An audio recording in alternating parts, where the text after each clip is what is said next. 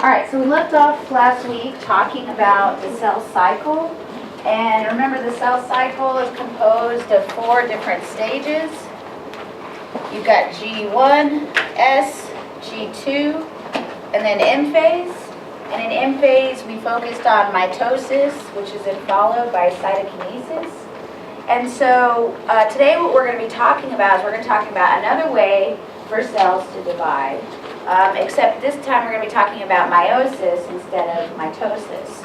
So if we make a comparison between the two, there's going to be some similarities and there's going to be some differences. First of all, in mitosis, these are used to divide these somatic cells. Now remember, your somatic cells are going to be the ones that aren't your egg or aren't your sperm. Any cell other than a gamete. Whereas in meiosis, we are specifically doing this type of cell division in order to produce gametes. So to produce your egg or to produce your sperm. In mitosis, there's going to be one DNA replication. And so that replication is going to come in S phase, of course, before it gets into M phase. Meiosis is also going to have one DNA replication. Mitosis is going to have one cell division, which is going to result in 2 cells. Whereas meiosis is going to have 2 cell divisions, and is going to result in 4 cells. And in mitosis, remember we started talking about diploid and haploid. Diploid means that you have 2 full sets of genetic information, meaning a set of chromosomes from mom and a set of chromosomes from dad. So that's diploid. So in mitosis, the cells start as 2N, and they also end as 2N. And so in mitosis, this is literally, we're just cloning a cell. That's all we're doing. We're just making a copy of a cell. The genetics are identical, everything else is identical. We're just making an extra copy of the cell. And in meiosis, we're also going to start off as diploid, but after that first cell division, you're going to end up haploid. And then those 4 gametes at the end of meiosis are going to be haploid as well. So in other words, they're going to only have half of the genetic information, which makes sense because these gametes, these are your eggs and your sperm, right? So your egg is haploid and your sperm is haploid. It means during fertilization, when they meet and form an embryo, now that embryo is diploid. And then, we grow and develop, and here we are today. And so the main difference is that meiosis is producing these haploid gametes, and all of these gametes, by the way, they're going to be genetically unique. Because we're introducing a lot of genetic variation in meiosis. Whereas in mitosis, all we're doing is just making a copy of the cell. Just cloning it, making an exact copy. But in meiosis, we're generating all these genetically diverse gametes that are going to be present. And so, just like we talked about on last Thursday, there are some jobs that this cellular division can be used for. Mainly we're talking about growth and development and also tissue repair. Those were what we focused on when we were talking about mitosis. But in meiosis, again, we're looking to create the gametes. So we're not going to use meiosis in order to repair tissues. We're not going to do it in order to grow. We're not going to do it to develop. The only time we're going to undergo meiosis is when we're producing those eggs and that sperm. Okay, so there's 2 different types of reproduction. You have sexual reproduction, asexual reproduction. One is with sex, one is without sex. All right, so asexual reproduction, what that means is you usually have either 1 or 2 organisms of some sort, and there's no physical contact between there's no male and female body parts roaming around. And so anyways, in this asexual reproduction, you're going to be using mitosis because you're just making a clone of your cells. Whereas in sexual reproduction, this is what involves those haploid gametes, that sperm and that egg. And so sexually reproducing organisms are going to undergo meiosis in order to produce those gametes. And then once those gametes fuse with one another and make a zygote or developing embryo, then from there on out, that developing embryo will use mitosis in order to grow and develop and repair tissues. So there's multiple functions of cell division. Kind of the maintenance is over here in mitosis. So this is where we're talking about tissue repair and growth and development. Whereas in meiosis, the purpose of this is to actually generate those eggs and those sperms so that they can eventually fuse with one another in order to produce a new organism. Now, we also talked about kind of the structure of DNA. So our DNA is going to be linear, it's going to be double-stranded, and it's going to be arranged in a series of genes that are next to one another. And so there's multiple genes on each chromosome. And we have a total of 46 chromosomes. All right, 23 from mom and 23 from dad. And so this is why we are diploid organisms. And so anyways, the way that this DNA is arranged, we have chromatin and we have chromosomes. Remember, chromatin is going to be this kind of uncondensed version of DNA, whereas chromosomes are going to be the condensed version. And so they're condensed because usually when they're in the chromosome form, we're shuffling around or moving them around, pushing them and dividing them into two different cells.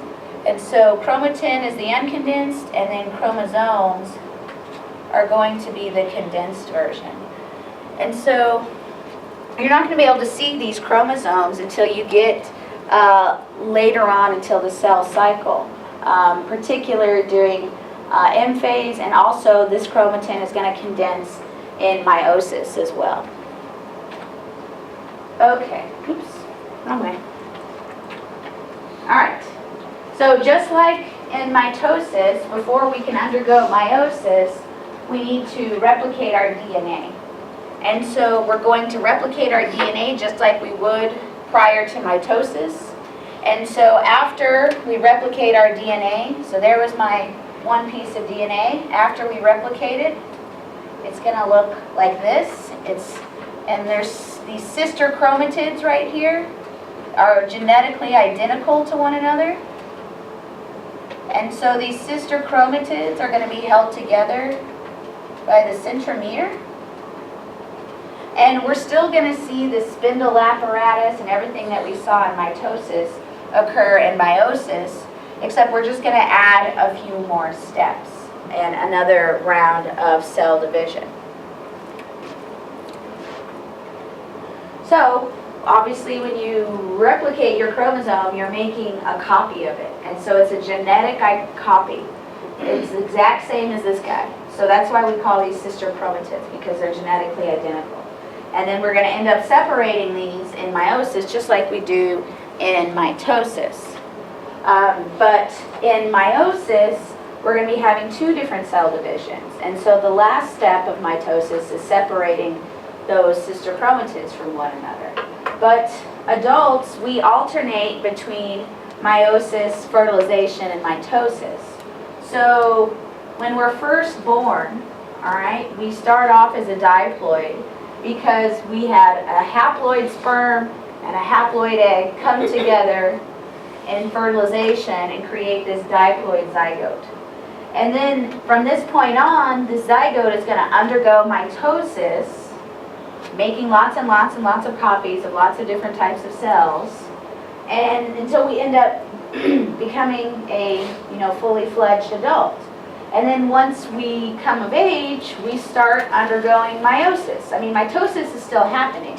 Mitosis is happening all the time, or at least, all cells are using mitosis, at least some point. Anyways, in meiosis, the adults are going to be using meiosis to generate their sperm and their egg. and then they'll be released, and then they can be used to fertilize again. So there's this kind of alternation between our states. Mitosis is always going to be occurring, but when we get into puberty mostly, you're going to see a lot of this meiosis occurring, because that's when your egg and your sperm are going to be made. Okay, so this is kind of what we just talked about. After fertilization, you end up with a diploid zygote, and then that zygote develops using mitosis, and then upon maturity, meiosis is going to produce those eggs and those sperms. And so here's kind of a big picture of what we're looking at with meiosis. So we're still going to replicate our chromosomes, but we're starting off diploid. So we've got chromosome from mom and chromosome from dad. So those are going to replicate. So again, you've got sister chromatids here, sister chromatids here, and then these are considered homologous chromosomes. They're homologous because they're the same chromosome. So this could be chromosome 7 from mom and chromosome 7 from dad, or chromosome 2 for mom and chromosome 2 from dad. So whatever its matches, its pair, those are going to make up homologous chromosomes. Now these sister chromatids are going to be identical to one another, and these are going to be identical to one another, but they're not necessarily going to be the same when you compare it to mom and dad. And so the whole point of meiosis is to first start by dividing these homologs into separate cells. And so that's what's going to happen in the first round of division of meiosis, and we call this first round meiosis 1. So in meiosis 1, we're separating the homologous chromosomes from one another. So at this point now the organism is haploid, because they've only got chromosome 7 from dad in this case and chromosome 7 from mom in this case. So we start off diploid, and after meiosis 1 we end up with 2 haploid cells. And then meiosis 2 is the exact same thing that happens in mitosis. So we are separating our sister chromatids from one another, and so we end up with 4 different gametes. And so the first thing that's going to happen is, again, we're going to separate our homologous chromosomes. And then once those have been separated, then we're going to divide those sister chromatids. And so the way that we do this in meiosis 2, it's going to look exactly like mitosis. All the stages, the prophase, prometaphase, all that's going to be the exact same. So meiosis 2 and mitosis look the exact same, or the process is the exact same. Okay. So, we know that in meiosis we're producing these haploid gametes, either your sperm or your eggs. And so just like in mitosis, there's going to be an interphase part of the cell cycle that leads up into meiosis. And then after meiosis begins, again, you're going to have 2 cell divisions. You're going to go through meiosis 1 and you're going to go through meiosis 2. But something that we haven't really talked about that's going to occur in meiosis that is unique to meiosis is called crossing over. And so this crossing over mechanism, this is what's going to introduce genetic diversity into our gametes. And so the way this works is, so here are my homologous chromosomes. So let's just say that's mom right there, and here's dad. So during the early stages of meiosis 1, in prophase 1 actually, that's when crossing over occurs. And so this prophase 1, this is occurring in meiosis 1. And so in prophase 1, what's going to happen are these homologous chromosomes are going to pair up with one another. So chromosome 1 from mom, chromosome 1 from dad. And they're going to pair with one another, and they're going to form what's called a tetrad. Tetra means 4, and so we've got, 1 sister chromatid, 2 sister chromatid, 3 sister chromatid, 4 sister chromatid. So it's called a tetrad. And so what's going to happen is once these homologous chromosomes come in contact with one another, they're going to exchange some genetic DNA. And so what's going to happen is mom's chromosome is going to pick up a little bit of dad's, and then dad's chromosome is going to pick up a little bit of mom. So they're switching places between this piece of DNA and this piece of DNA. So in other words, you're putting a little bit of mom's DNA on dad's chromosome and vice versa. And so that's what's going to introduce this genetic variation. And the reason why this is capable of happening is because they're the same chromosomes, right? Chromosome 1 and chromosome 1. So that means they're going to have the same order of genes along the length of the chromosome. So for instance, you could have the gene for eye color right here, and same thing on dad's chromosome. And because the DNA is so similar, because it's the same genes that we're talking about, because the DNA is going to be mostly the same, they're capable, through this really complex mechanism, of basically the DNA breaks and they switch places with one another. So now we have these homologous chromosomes, which are no longer homologous anymore, because now these guys aren't identical anymore, because now they've taken on new pieces of DNA. And so you're going to end up with something like that, and then something like that. So a little bit of dad's on mom's chromosome, and a little bit of mom's on dad's chromosome. So that's what's going to happen in prophase 1 of meiosis. And again, this crossing over is going to introduce this genetic diversity into your gametes. And so here we can say, so this is looking at meiosis 1. And so all the stages are going to be the same: prophase, metaphase, anaphase, telophase. And so here you can see what's occurring in this prophase 1. So we see these homologous chromosomes. So there's a pair of homologous chromosomes. There's a pair of homologous chromosomes. And so again, these chromosomes are going to meet up with one another, and they're going to switch some of their DNA between two of the chromatids. And so a lot of the times this can happen just on one end of the chromosome, or you could get it happening on both ends. So it's just rearranging the DNA that was present on mom and dad's. It's just moving some of dad's over to mom's side and some of mom's over to dad's side. And so after prophase 1, the rest of meiosis 1 is pretty straightforward. So you still have, the spindle apparatus being set up and being complete in metaphase. You still have the homologous chromosomes lined up in the middle of the cell. And then in anaphase, again, those microtubules are going to retract, and that's going to what separates those homologous chromosomes from one another. So now at this point, or I should say after meiosis 1 is complete, you're going to end up with 2 haploid cells. So each cell still has 2 chromosomes in it, but you're only going to have, this is chromosome from dad, and this is a totally different chromosome from mom. And same thing with this cell up here. So each of these are going to be haploid after the completion of meiosis 1. And then as we enter into meiosis 2, again, this is going to look exactly like mitosis. So in prophase 2, again, the DNA is going to recondense. You're going to be able to see the chromosomes. In metaphase, they're going to line up in the middle of the cell. And then in anaphase, you're separating these sister chromatids from one another. And then, of course, after telophase and cytokinesis, you're going to end up with 4 gametes. And you got to remember, since we underwent meiosis 1 and produced 2 cells, now each one of those 2 cells is going through meiosis 2. So we're going to end up with 4 cells. And what's unique about meiosis is that you can see that all of these pieces of DNA are different from one another.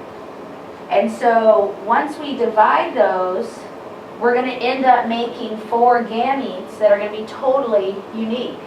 So if we go back to this example right here, so in meiosis 1, we separate the homologous chromosomes. And in meiosis 2, we separate the sister chromatids. So that means we're making 4 cells. In one cell, I'm going to have that. In another cell, I'm going to have that. In another cell, I'm going to have that. And then in the other one, I'm going to have something like that. So you're going to end up with 4 totally genetically unique gametes. And so this is going to contribute to the genetic diversity within our population or within our species. And so there's multiple different combinations of genetic arrangements that can be made depending on where that crossing over event occurs on these homologous chromosomes. And so you're capable of generating thousands, if not millions, of different combinations of gametes. And so depending on which one of those gametes fertilizes the other gamete, which has just as much genetic variation, you can end up having offspring that look totally different from one another, yet still came from the same parents. And so, in addition to generating this genetic diversity in meiosis, we're also crossing over in prophase 1 to enhance that genetic diversity that's found within all of our gametes. Questions so far? All right, so this is again just kind of comparing mitosis and meiosis, similar to what we did at the beginning. Again, the number of cell divisions is going to vary. There's only going to be 1 cell division in mitosis, and there's going to be 2 of them in meiosis. But keep in mind that there's still only going to be 1 DNA replication during each process. So after meiosis 1, we've already replicated our DNA prior to meiosis 1. And after meiosis 1, we end up with 2 haploid cells. But we don't replicate our DNA again. So we only replicate our DNA once at the very beginning, and then we separate the homologous chromosomes in meiosis